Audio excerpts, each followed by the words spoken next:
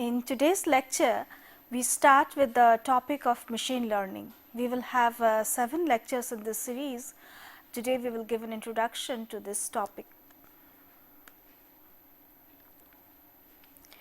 The instructional objectives of today's lectures are the following.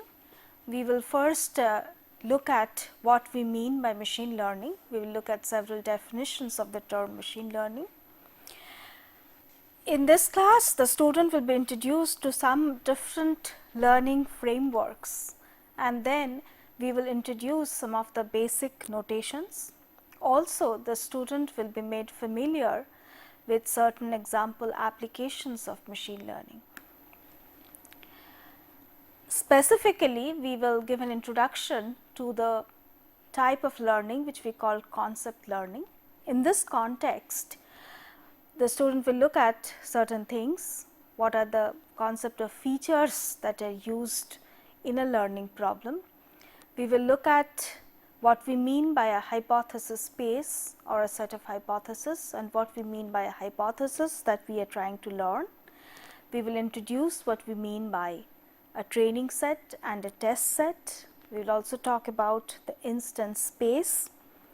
Also, we will very briefly introduce the notion of inductive bias. On studying this lesson, the student should be able to formulate a given concept learning problem. Given a problem, they should be able to identify the possible features that may be relevant to the problem, and they should be able to get an idea of the hypothesis space that they need to consider. In subsequent lectures, we will look at different algorithms and different types of representation issues. So, with this we start today's lecture. First of all, the definition of learning. Learning covers a broad range of processes. Learning covers a broad range of processes.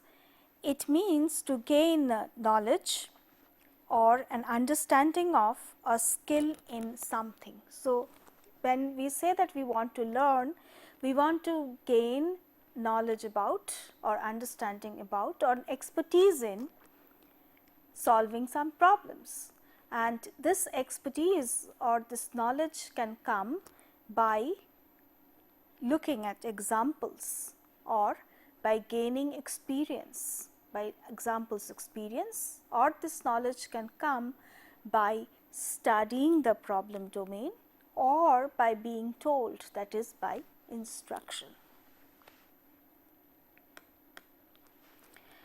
There are several parallels between the process of human learning and artificial or machine learning.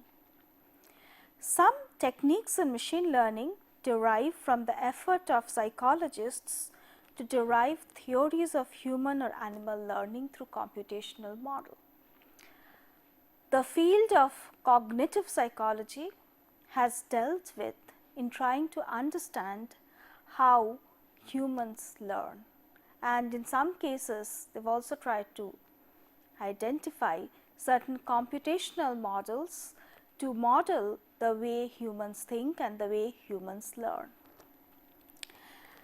In machine learning, on the other hand, has dealt with different techniques, some of which are inspired by human learning techniques as derived from cognitive psychology, others by different symbolic techniques which are efficient to do by machines.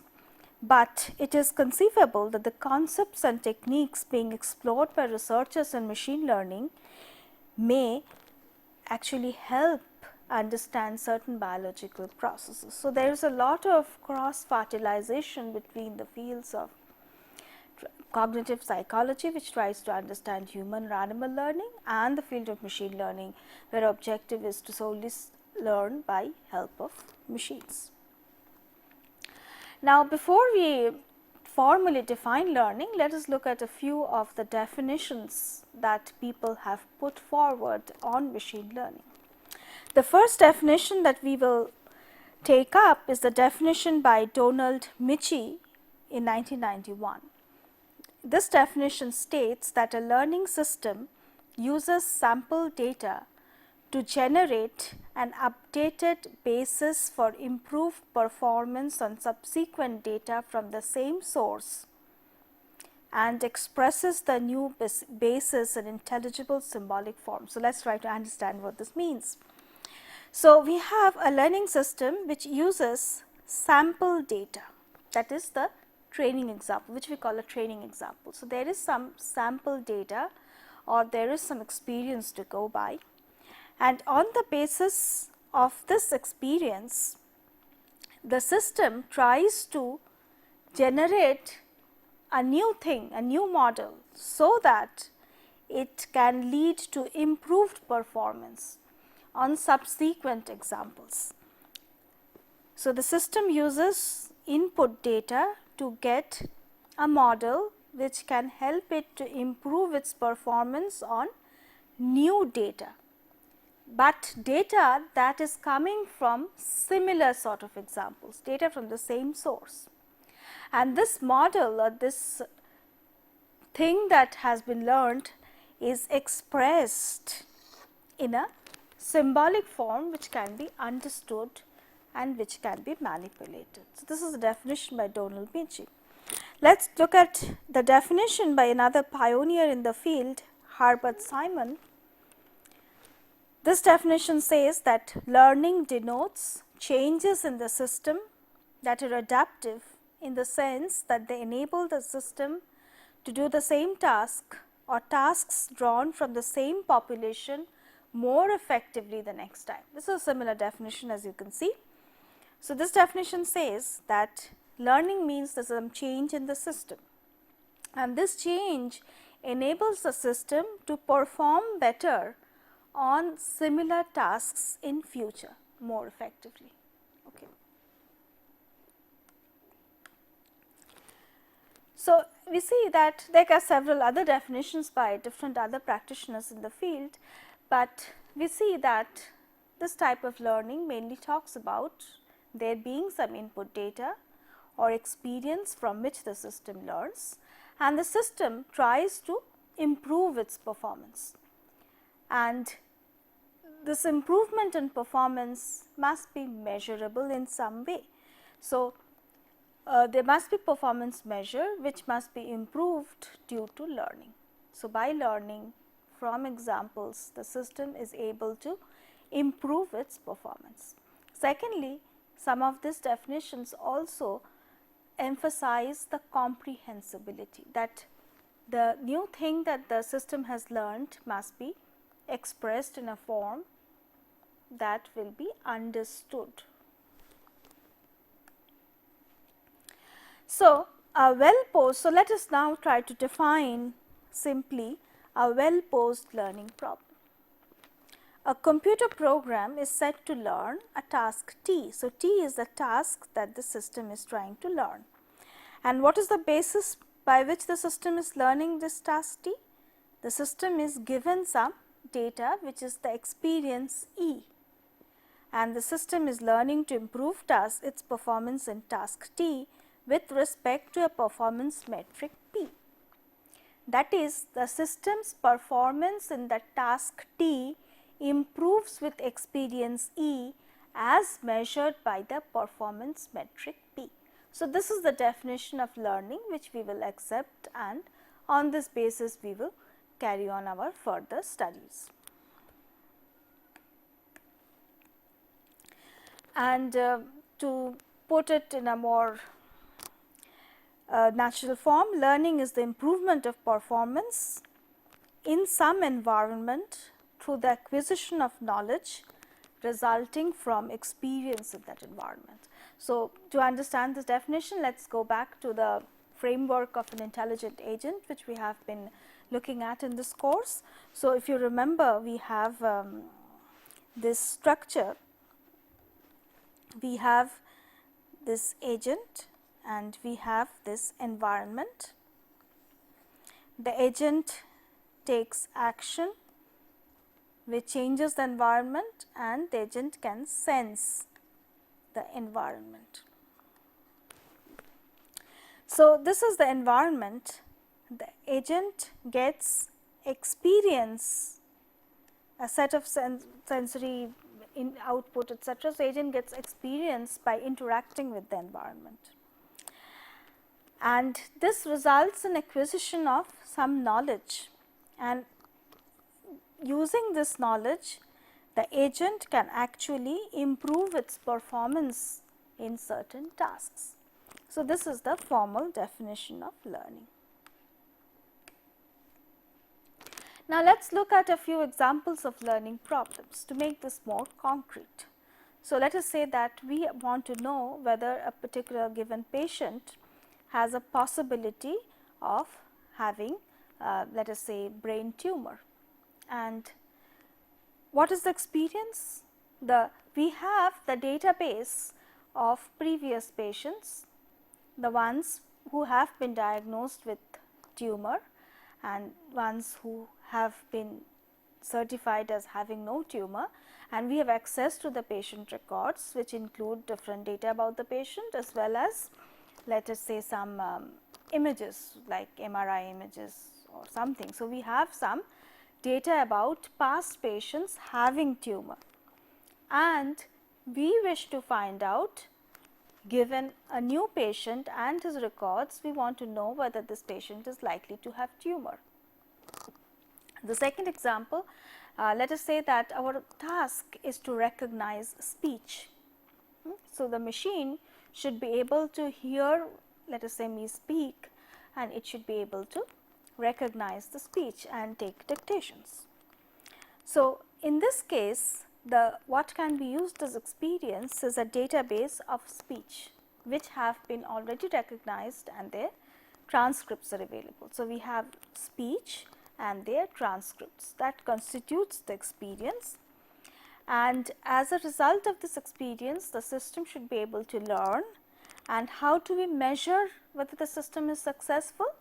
We measure the percentage of correctly recognized words. Okay. So, the success in the learning task can be measured by the accuracy or the precision, that is number of words which have been, number of examples which have been correctly labeled or correctly recognized. Okay. And the error can be measured by looking at the number of misclassifications, number of words which have been wrongly recognized. Okay. So, we want to recognize all correct cases. For tumor, for let us say tumor, we want to recognize, label as positive all those patients who really have tumor and none of the patients who do not have tumor. So, we can measure it by accuracy, or we can measure it by two terms which we will talk about later, precision and coverage. So, precision accuracy is the number of examples that we label as having tumor, and we want to know what percentage of them actually have tumor, and coverage means that out of the patients who actually have tumor, how many of them do we correctly recognize as having tumor. So, these are the different measures that we use for measuring the accuracy or the correctness of a learning task. So, the learner is in an environment, and the learner is attempting to learn something about the environment so that it can perform some of its tasks well. The learner is linked to some knowledge base from which it can draw and which stores acquired knowledge. The learner has a knowledge base. There could be some prior knowledge in the knowledge base, but as a result of learning, the learner is able to update its knowledge base. And this knowledge is usually stored in some form of internal data structure.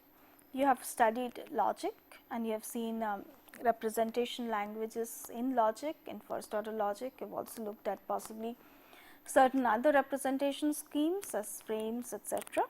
So, knowledge is basically stored in one of these representation schemes. And what is the experience? The experience is basically derived from the perceptual input of the agent, and the agent can take some actions, which is the motor output of the agent. And the performance of the agent is measured by some quantitative performance is measured quantitatively by several aspects, which depending on the task we decide what we use. Now, before we let us just review why study of machine learning is so important. There are many tasks that require an adaptive system, that require a system which can learn. For example, handwriting recognition, speech recognition, these are examples where an adaptive system is required. Learning is also useful as an alternative to hard coding a program. For example, suppose you want to develop a program which can play the game of chess. Now, you could write a program in which for every different possible situations you can specify what move the agent should take. So, you could hand code all the rules that are useful for playing chess. An alternative way of writing such a program would be to provide the system with a database of chess games and their outcomes, and maybe the system can apply learning to learn to play a good game of chess without you explicitly having to tell the system which move to take in which situation, but you give a large database of games by which the system can figure out. Providing a database of games is usually easier than hand coding the rules. So, you can save a lot of manual effort if a system is able to learn. Also, the study of machine learning, as we discussed earlier, also gives us an insight into human learning, and we try to study, for example, learning of language is a very non-trivial task.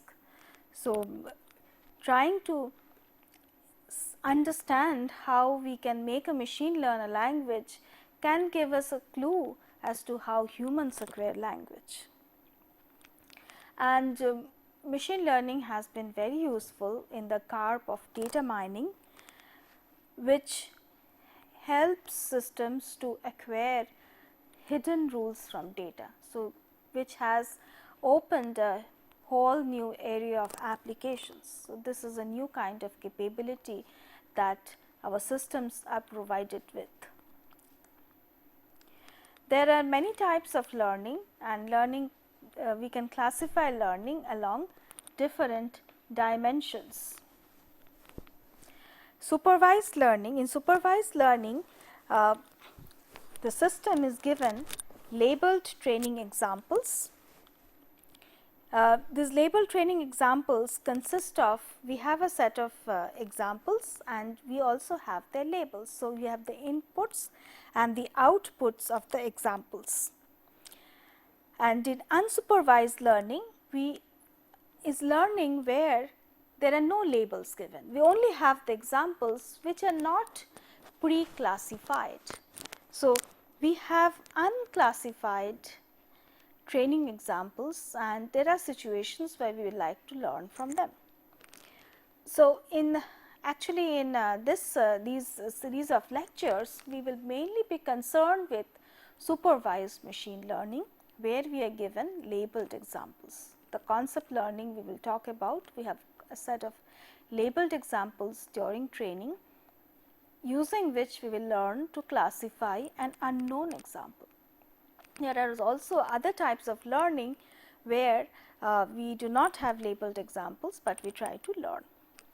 A third type of learning is reinforcement learning, In reinforcement learning, we are not given just examples and each one of them is labeled, but we are given a sequence of examples, and at some points the system gets some reward or some punishment. These are called reinforcements. For example, when a system is playing a game of chess, the system does not get to know whether each move is good or bad.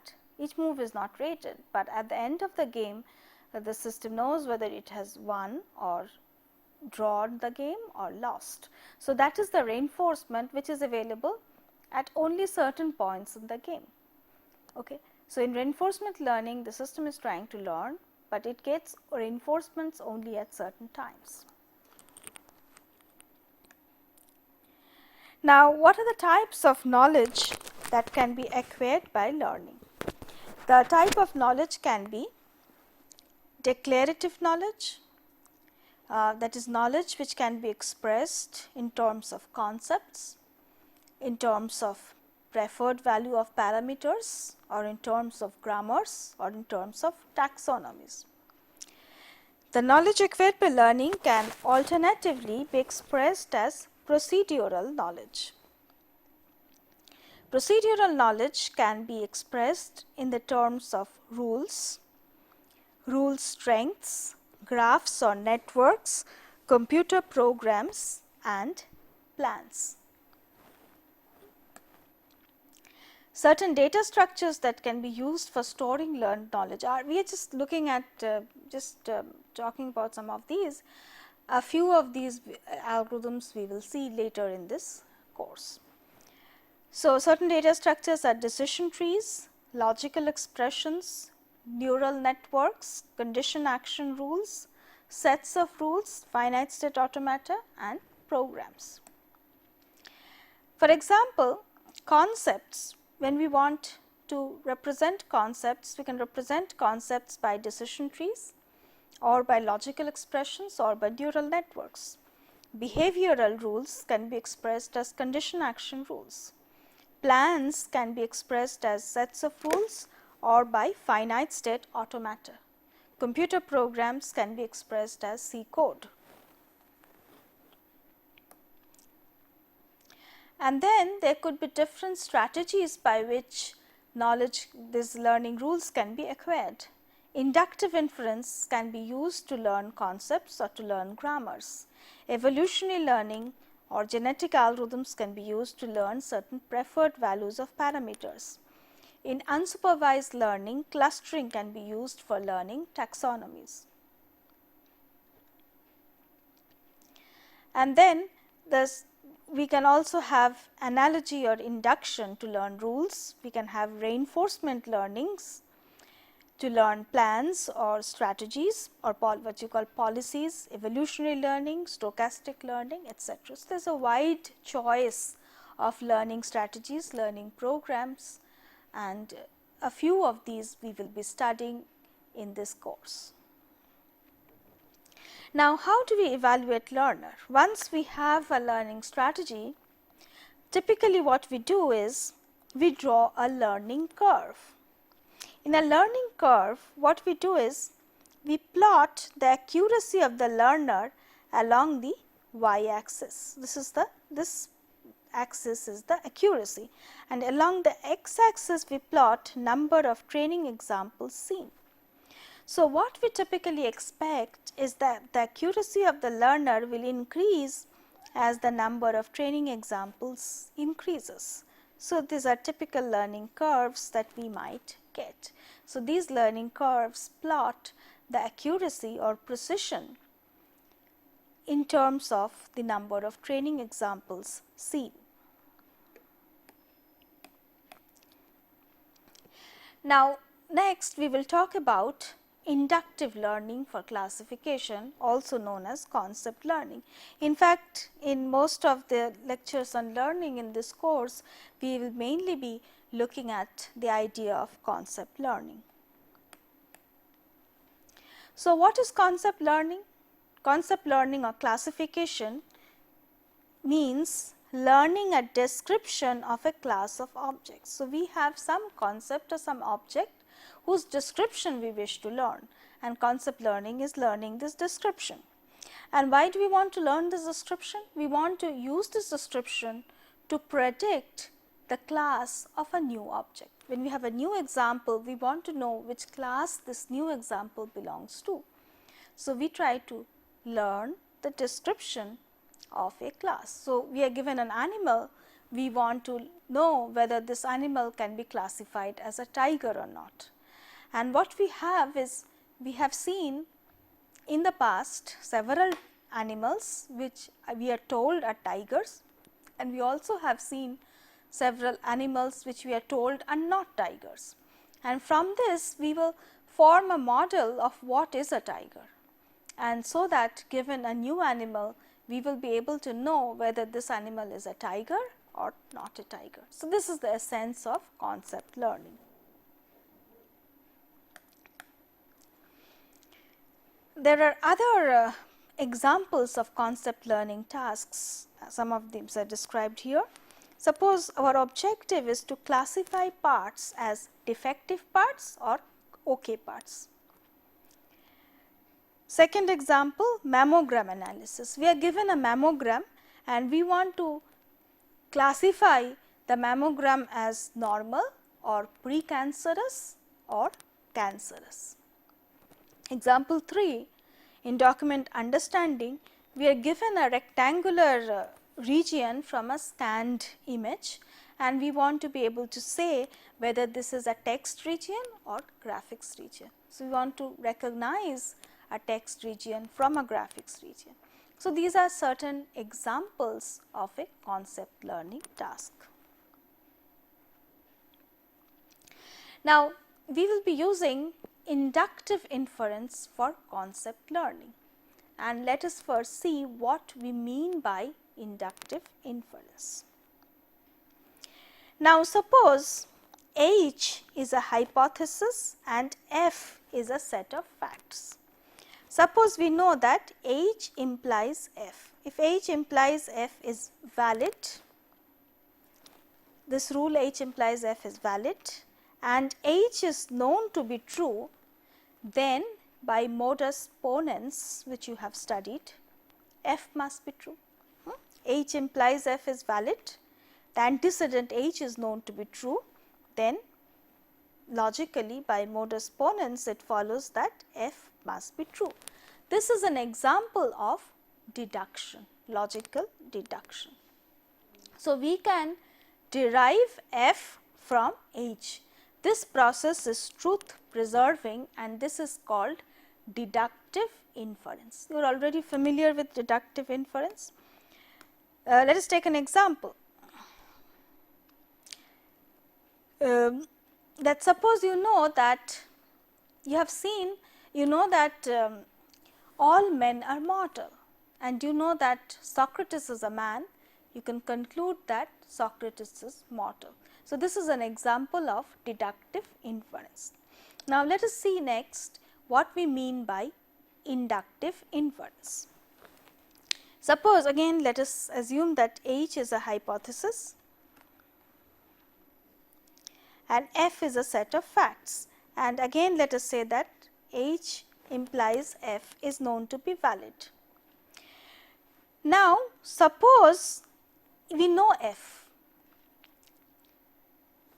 Now, knowing F, in inductive inference we will try to derive H. Now, from F, H does not follow by deductive inference, okay.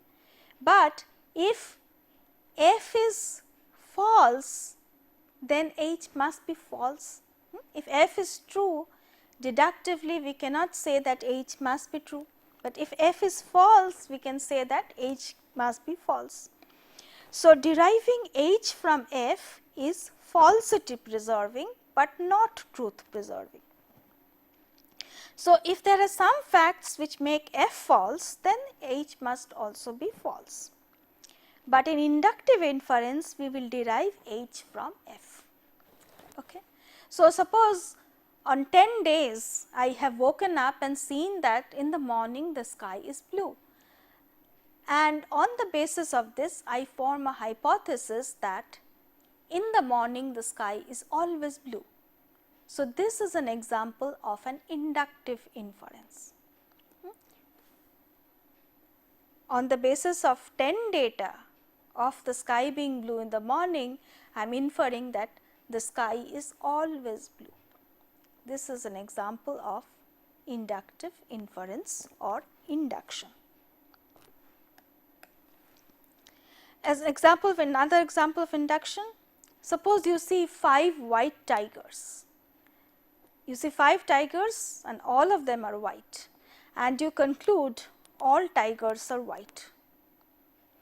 So, this is an example of inductive inference. When can you be wrong? Suppose now you find a yellow tiger.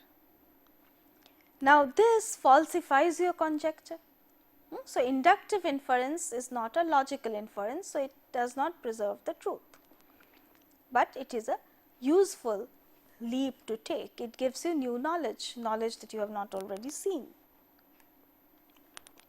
An example of deduction which I already mentioned, suppose you are told that all men are mortal and you know that you are a man and you conclude that therefore you are mortal. So, this is an example of a deductive inference.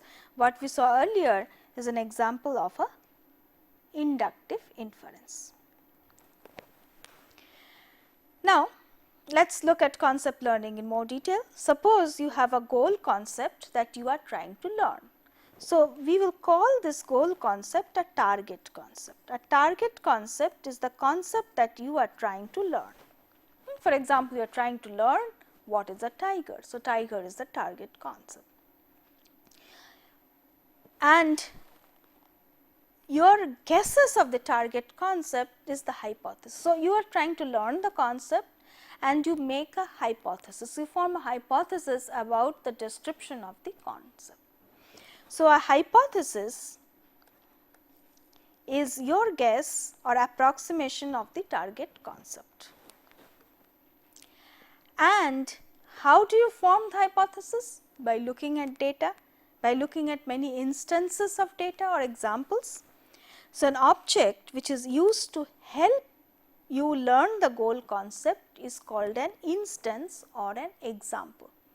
An instance or an example is something which helps you learn the goal concept.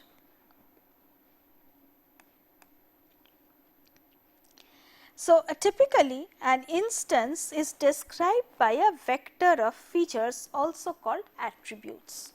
We will see some examples of attributes. Suppose you are given a new animal and the attributes are color, number of legs, whether the animal has whiskers, length of the body, whether the animal has fur, and so on. So, these are the features. So, if you are given an animal whose color is white, it is furry, it has a tail, it is 6 feet long, it has whiskers. This is a description of an instance of an animal. So, an instance is described by a vector of features.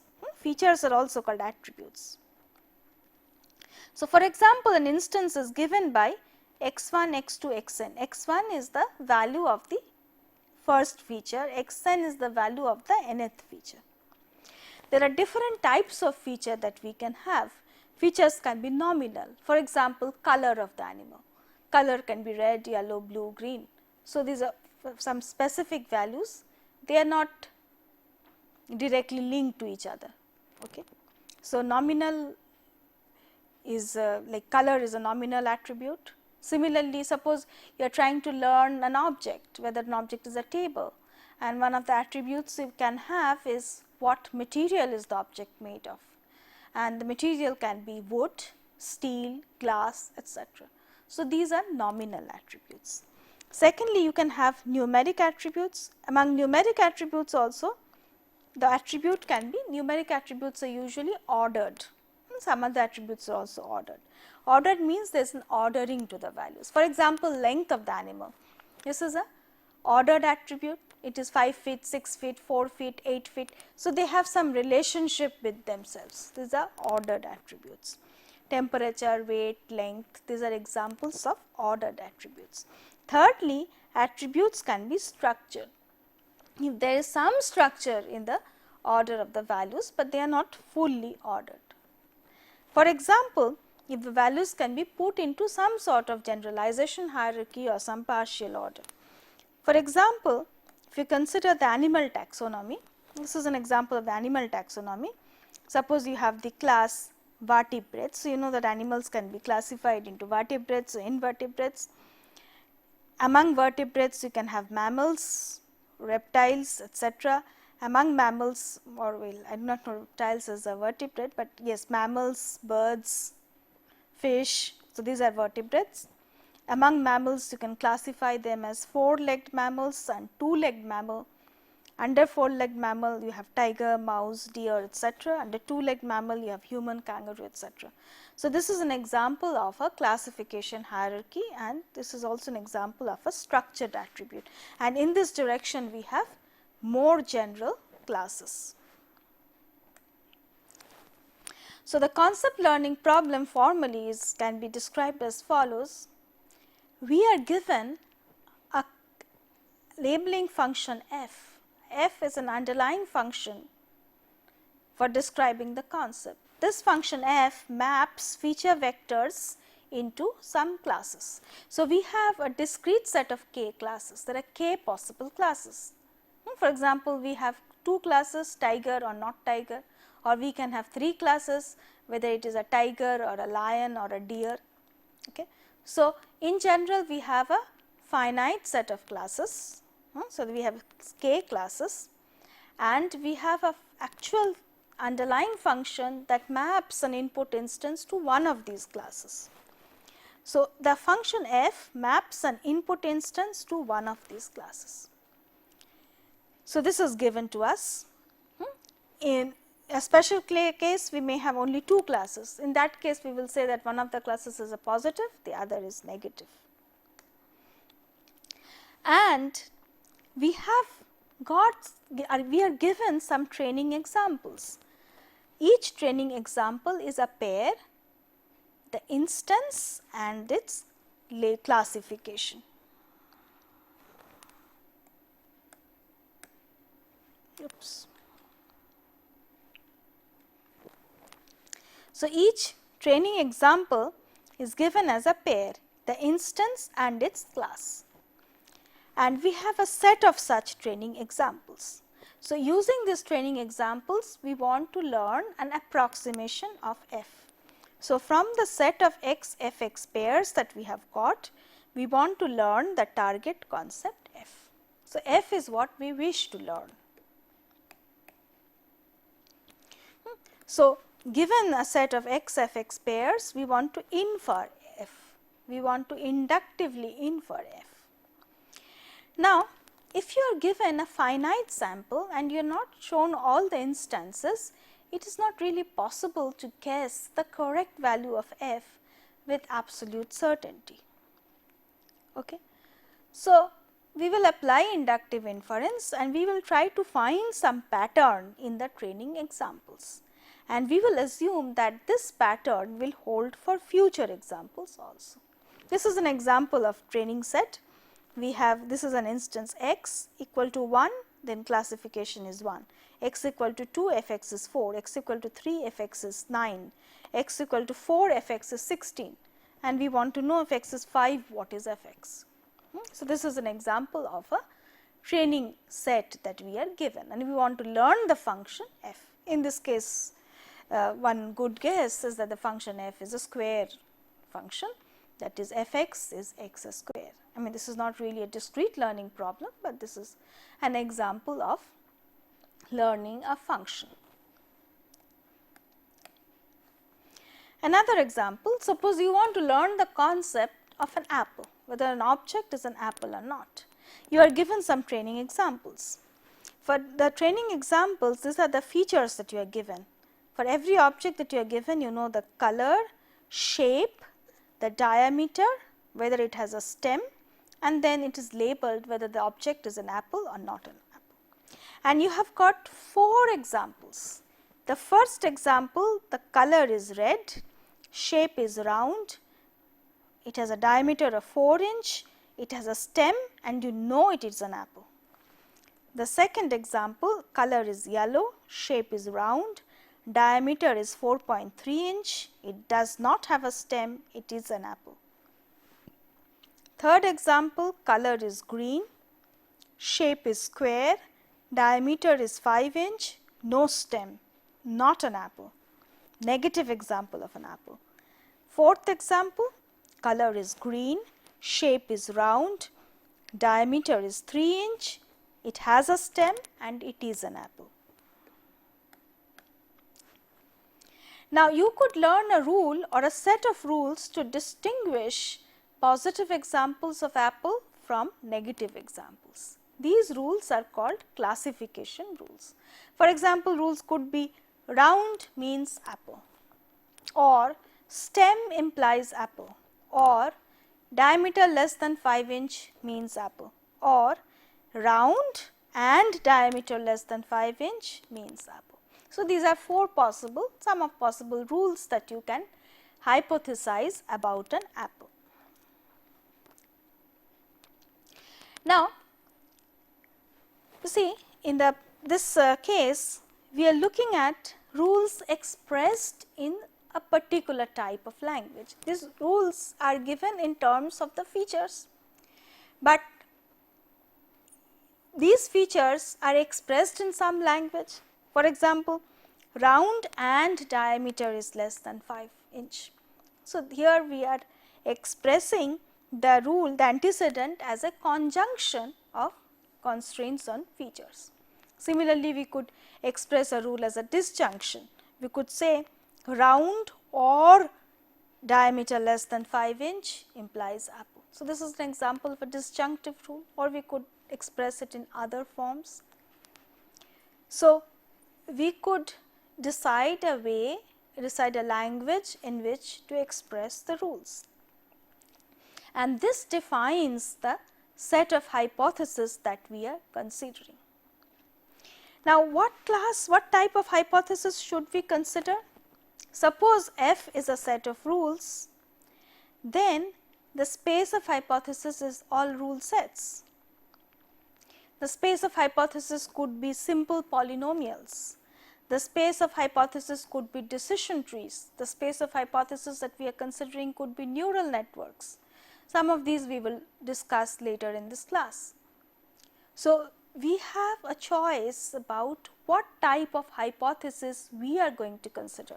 We are trying to learn a function f which we do not know, and we are trying to find an approximation to f. We are trying to make a hypothesis. This hypothesis, we will have to choose this hypothesis from a set of hypotheses that we will consider. This is called our hypothesis space. And what set of hypotheses we should consider, that is what we must decide.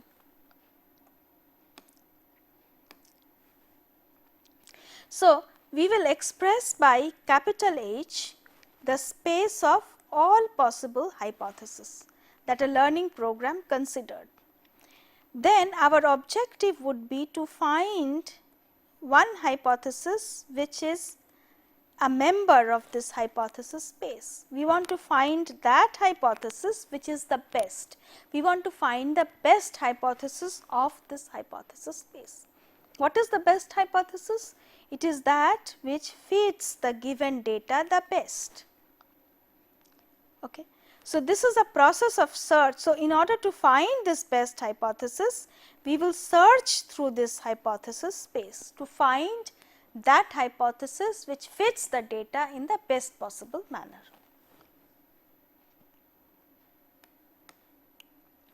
So, this is an example of a hypothesis space. In this hypothesis space, there are a large number of hypotheses. For example, H1, H2, H3, H4, H5, these are some of the hypotheses in this hypothesis space, and we want to select the best of these, the best hypothesis in this hypothesis space. Now, suppose you want to learn the concept apple, and this is an example of a hypothesis space, and you have a hypothesis here like round and diameter less than 5 degree, red and round and has stem, not a square, round. So, these are some hypotheses which are there in the hypothesis space, and we want to select the best of these hypotheses. Now, let us go on to some more definitions. So, the training set is the set of all training examples that are given to the learner. They are called the training set.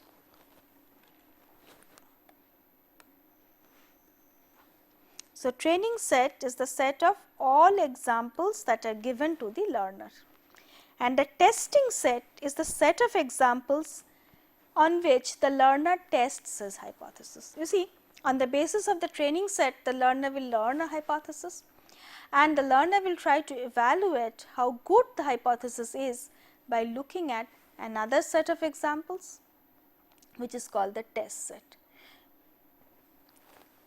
Now, a consistent hypothesis. So, learner on looking at the training set will find a hypothesis.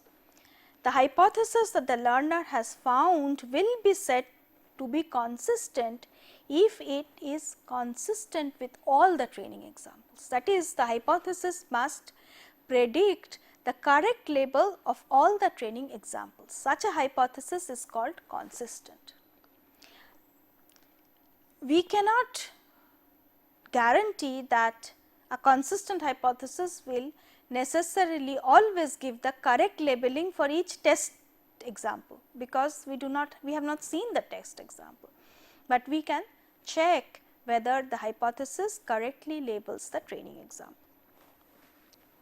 A testing set is the set of all examples that are given to the learner after it has learned the hypothesis, on which its accuracy will be tested. Now, suppose the examples are labeled plus and minus, then the consistent hypothesis is a hypothesis that implies, that labels as positive all the plus examples and none of the minus examples. So, that is a consistent hypothesis. Now, let us look at this diagram. Suppose this one is the instance space which consists of all possible examples, and suppose this is the true function f that our system is trying to learn. This is f. Now, a hypothesis, so this f labels the instances inside this circle as positive and the instances outside this circle as negative. Now, this other circle is the hypothesis H that your learner finds. Now, you see, in this region, the H and F agree in the labeling of these instances. H makes mistakes in this region, this blue region, and in this black region. So, these are the two regions in which H makes a mistake. Out of this, an example is called to be a false negative if the hypothesis says it should be negative, but it is actually positive. Look at this blue region. Your hypothesis states that these examples must be negative, but these examples are actually positive according to F. So, these are falsely negative by your hypothesis. So, this is a zone of error of your hypothesis. Look at this green region. Your hypothesis says that these instances should be positive, but they are actually negative according to F. So, this is another error zone. This is said to be the false positive for your hypothesis. So, an example is a false negative for a hypothesis if the hypothesis says it would be negative, but it is actually positive. An example is a false positive for a hypothesis if the hypothesis says it should be positive, but it is negative. Okay. This big thing is the instance space. All the instances are here, and this is a particular concept. Inside the circle we have positive examples, outside the circle we have negative examples. This other circle is your hypothesis. So, one more definition, inductive bias. You see, when you are making an inductive inference on the basis of looking at some examples, you are making a hypothesis. That hypothesis may not be fully correct. You see, so you are making a jump, you are making a conceptual jump, you are assuming something extra, right. So, when you see some data, you could infer different possible hypotheses. Now, which one of them would you select, right? You could find out, you could try to find out that hypothesis which is consistent, but suppose you find several hypotheses which are consistent with your training set. Like in the apple example we saw, we could find several hypotheses which are consistent with the 4 examples. Which one of them would you select? In order to select one of them, we use the concept of inductive bias.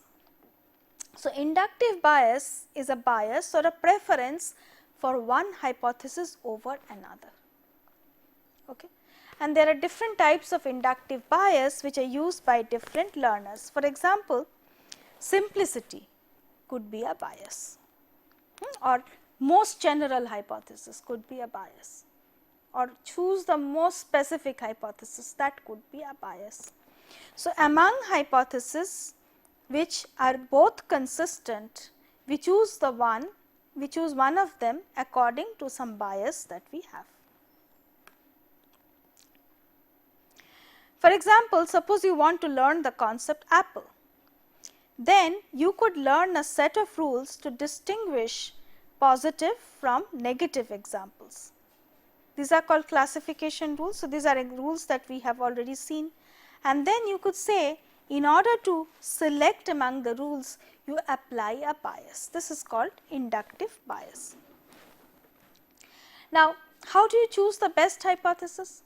Now, one way in which you could choose the best hypothesis is, you find that hypothesis which, you see, among 2 hypotheses which are equally consistent on the training examples, you should choose a hypothesis that is likely to agree with new examples. So, our real goal in machine learning is to find a hypothesis f dash in H such that it will correctly classify new examples. So, ideal thing would be to choose that f dash so that probability that f dash x does not agree with f x is smallest.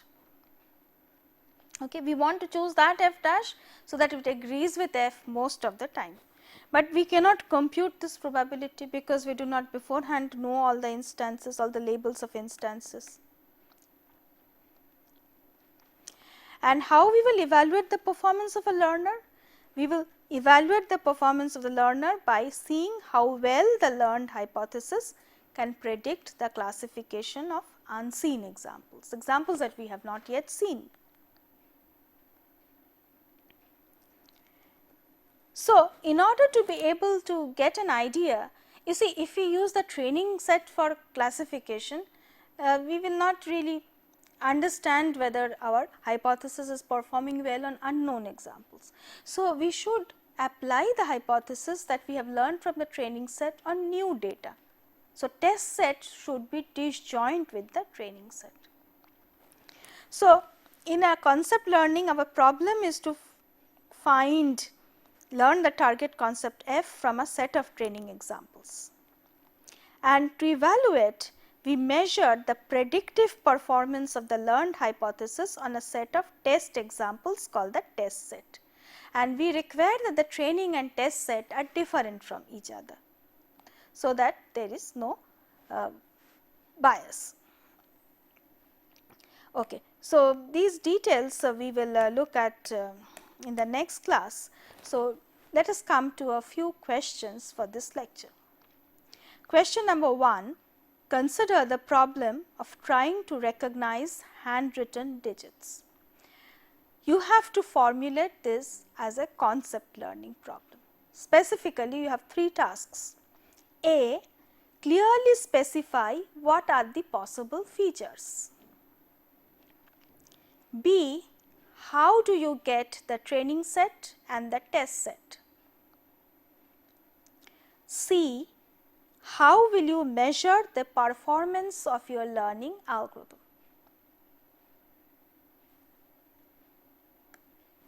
Second question, consider the problem of trying to play a game of Ludo. Formulate this as a learning problem. Clearly specify what your system will try to learn. B, how can you get the training examples for this system? With this, I stop today's lecture. In the next class, we will look further at certain definitions of concept learning problem, and then we will move on to some algorithms and frameworks for learning. Thank you.